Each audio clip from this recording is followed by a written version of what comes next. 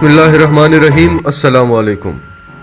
शायद पाकिस्तान की तारीख का वो लम्हा आ चुका है जब पाकिस्तानियों को भी सस्ती गाड़ियां नसीब होंगी। ये सारी बड़ी बड़ी गाड़ियां बनाने वाली कंपनियां एक हो चुकी हैं और इन्होंने इमरान खान के खिलाफ एका कर लिया है। इमरान खान की जो नई पॉलिसी आई है इलेक्ट्रिक कार बनाने वाली, उसके खिलाफ ये सारी कंपनियां एक हो चुकी हैं। मजीद डिस्कस करने से पहले इस वीडियो को लाइक करें, हमारे चैनल को सब्सक्राइब करें और बेल आइकन पर ज़रूर क्लिक करें। इमरान खान की हुकूमत ने एक नई पॉलिसी दी है कि इलेक्ट्रिक कार्स भले वो पाकिस्तान में मैन्युफैक्चर हों या बाहर से आएँ, उन पर सिर्फ 1% जनरल सेल्स टैक्स लगेगा।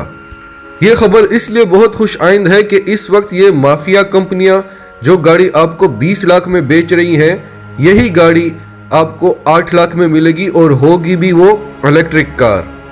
अब पाकिस्तान में 3 बड़ी कंपनियां हैं जिनकी पाकिस्तानी मार्केट में मोनोपोली है। उन्होंने हमेशा हमारे हुक्मरानों के साथ मिलकर इस फील्ड में तरक्की होने ही नहीं दी, क्योंकि सुजुकी मेहरान जैसी कार जो सबसे बेकार कार है, जिसकी कीमत 50,000 रुपए भी मुश्किल से होगी, वो पाकिस्तान में 8-8 लाख की बिक रही है। मीडिया भी इनके साथ मिला हुआ है। ये सारी एक गेम है, एक खेल है। इन्होंने इतनी ज्यादा गाड़ियां महंगी कर दी हैं कि हमारी रेंज से बाहर हो चुकी हैं। अब हुआ यह है कि दुनिया की बड़ी बड़ी कंपनियों ने, होंडा समेत सब ने ऐलान किया है कि हम दुनिया में इलेक्ट्रिक कार्स लेकर आ रहे हैं। अब इससे ये होगा कि आपको पेट्रोल की जरूरत तो नहीं पड़ेगी, आपको जगह जगह इलेक्ट्रिक कार स्टेशंस नजर आएंगे जहां पर आप जाकर अपनी कार को चार्ज करेंगे। और अब तो ऐसी टेक्नोलॉजी आ चुकी है कि आप अपनी कार को 5 मिनट चार्ज करें तो वो 1 महीना चलेगी। अब कुछ ऐसे बड़े बड़े ब्रांड्स भी हैं जो इन गाड़ियों को पाकिस्तान में ही मैन्युफैक्चर करेंगे और इसकी कॉस्ट इतनी कम होगी कि हर शख्स इसको आसानी से खरीद सकेगा।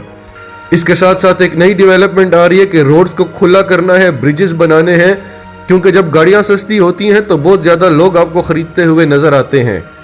ये जितनी भी पुरानी गाड़ियां हैं, इन सब की मार्केट खत्म हो जाएगी।